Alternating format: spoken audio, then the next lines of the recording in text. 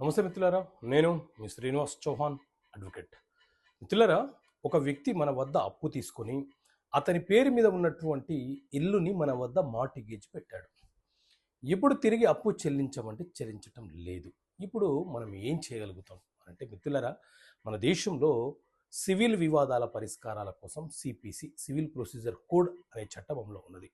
ఇందులోని order 34 rule 1 ఏం చెప్తుంది అంటే, ఎవరైనా మీ వద్ద అప్పు తీసుకొని వారి పేరు మీద ఉన్నటువంటి ప్రాపర్టీని మీ వద్ద రిజిస్టర్ మార్టిగేజ్ చేసి ఉంటే మీరు చేయాల్సింది ఏంటి అని అంటే, ఒకటి సూట్ ఫర్ ఫోర్క్లోజర్ అనే దావా వేసుకునే అవకాశం మీకు ఉంటుంది.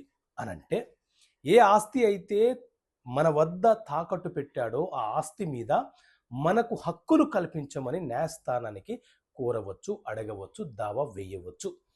అలాగే అలా కాకుండా నేను పలానా వ్యక్తికి అప్పిచ్చాను, అతను తన ప్రాపర్టీని నా వద్ద తాకట్టు పెట్టాడు, ఆ ప్రాపర్టీ ఏదైతే ఉందో ఆ ప్రాపర్టీని అమ్మే హక్కుని ఇవ్వండి, నేను ఇచ్చినటువంటి అప్పుని తిరిగి వసూలు చేసుకునే వెసులుబాటు నాకు ఈ మార్టిగేజ్ పెట్టినటువంటి ప్రాపర్టీ అమ్మడం ద్వారా మాత్రమే నేను పొందగలుగుతాను, కాబట్టి నాకు అమ్మే అవకాశం ఇవ్వండి అని సూట్ ఫర్ సేల్ అనే కేసు కూడా ఫైల్ చేసుకునే అవకాశము అప్పిచ్చిన వ్యక్తికి ఉంటుంది.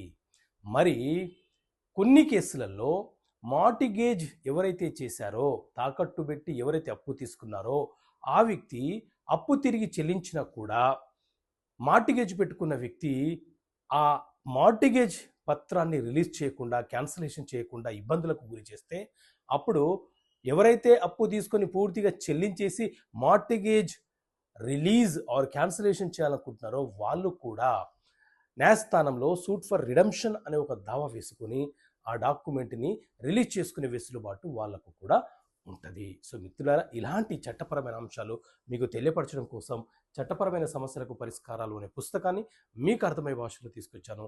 ఈ బుక్ కావాలనుకుంటే ఇక్కడ కనిపిస్తున్న నెంబర్ కాల్ చేసి ఈ పుస్తకాన్ని మీరు పోస్ట్ ద్వారా పొందవచ్చు. ఓకే మిత్రులారా, థ్యాంక్ యూ. జై హింద్.